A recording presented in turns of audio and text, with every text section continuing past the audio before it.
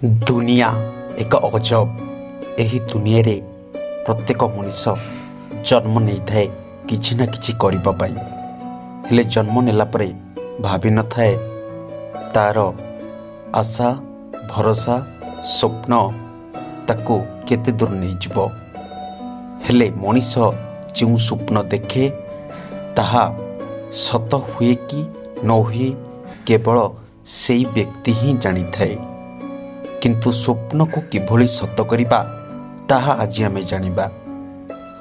स्वप्न मनीष जीवनर एक प्रत्यक्ष बा परोक्ष भावरे कामरे देखा जाई थाए।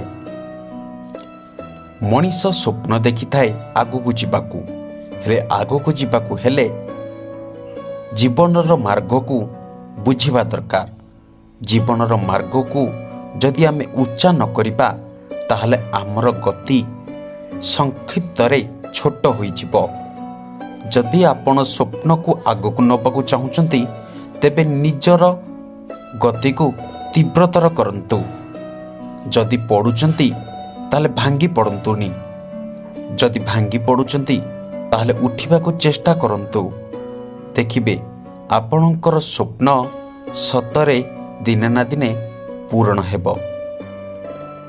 नमस्कार। जदि आम चैनल को आहुरी अनेक अपडेट एमती जानबा पई चाहुचंती सब्सक्राइब करि नियंतु।